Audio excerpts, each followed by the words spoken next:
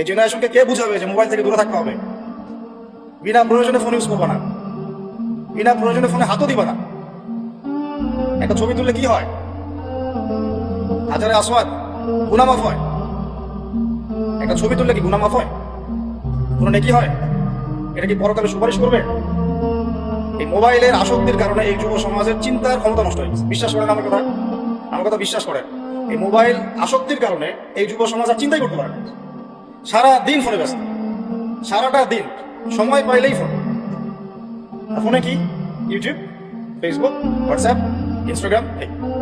আমাদের বাপদাদার এই যে ভাইদের বয়সী যারা যারা এখন 40, 45, 50 এজের মধ্যে আছেন, যারা এই দেশ চালায়, সমাজ চালায়, অর্থনীতি চালায়, তাদের চেয়ে এদের চিন্তা শক্তির লেভেল অর্ধেকের কম।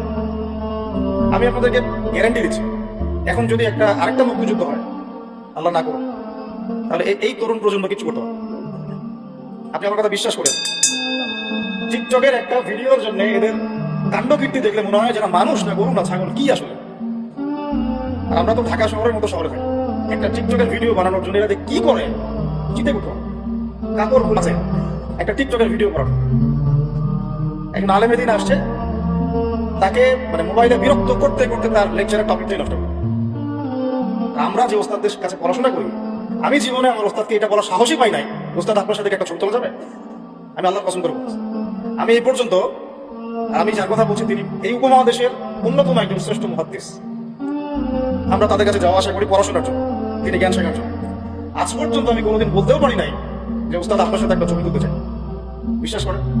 কিন্তু ওয়াজ মাহফিল এইটা ওইটা এইসব জগৎগুলোতে গিয়ে আমরাও নষ্ট হয়ে গেলাম।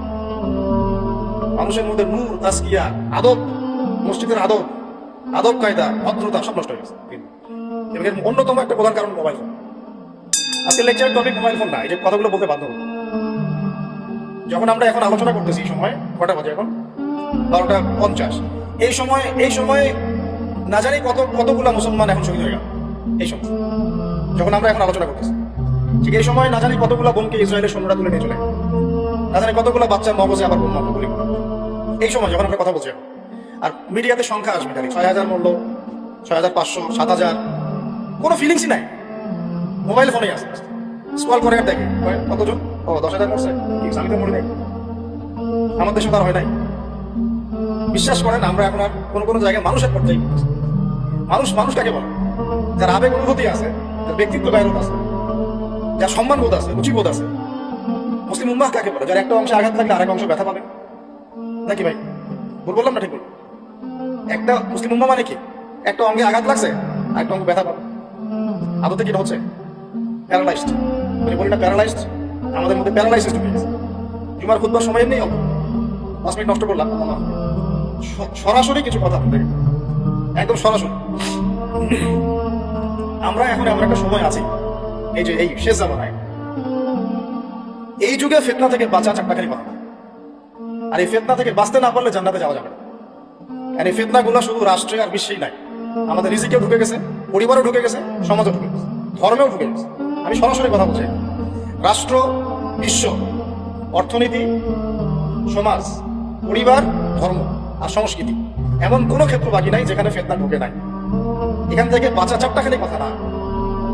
এখান থেকে বাঁচতে হলে আমাদেরকে প্রথমে যেটা করতে হবে, আগে দিনের জ্ঞান অর্জন করতে হবে। আপনি এই জেনারেশনকে জিজ্ঞাসা করেন, আমাদের স্বপ্ন তো এই জেনারেশনকে নেই নাকি? যাদের বয়স 50 হয়ে গেছে তারা কি করতে পারবে দিনের জন্য? হয়তো তারা 20-30 বছর পৃথিবীতে থাকবেন, হাইয়েস্ট, আল্লাহ ভালো জানে। আগামী বিশ্বকে কে নেতৃত্ব দিবে? যাদের বয়স এখন 20 থেকে 40 অথবা 10 থেকে 30, এই তো এই জেনারেশনকে আপনি দেখেন তাদের কত পার্সেন্ট কোরআন তেলাওয়াত করতে জানে।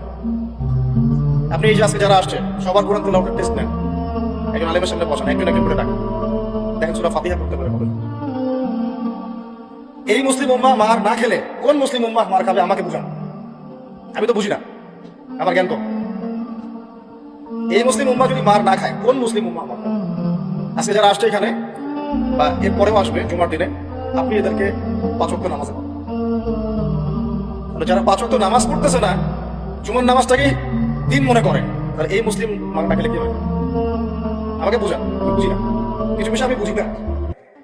আবার যারা নামাজ পড়ে তাদের আখলাক, ব্যক্তিত্ব, আখলাক, চরিত্র, সুন্নতের জীবনযাপন, আমরা বলি না সুন্নাহ মাফিক জীবনযাপন, রাসূলের সুন্নাহ মাফিক জীবনযাপন, কতজনের মধ্যে চেহারা, সুন্নতের পোশাকে, আশাকে, কথাবার্তা সুন্নত আছে? তো যে জাতি তার নবীর সুন্নত ভুলে যায় সে জাতি কিভাবে বিশ্ব শাসন করবে আর কেন সে মায়ের খাবে না আমাকে বলুন সম্ভব? তাহলে প্রথম নসিহতটা ভাই পড়াশোনা করতে হবে। আর পড়াশোনা শুরু হবে কোন কিতাব থেকে? তাড়াতাড়ি কোরআন পড়া শুরু করে, হাতে সময় কম, তাড়াতাড়ি শুরু করে। প্রত্যেকটা জেলায় জেলায়, গ্রামে গ্রামে, ইউনিয়নে ইউনিয়নে, প্রত্যেকটা জায়গায় মসজিদ, মাদ্রাসা, মক্তব প্রতিষ্ঠা। Thank you for watching.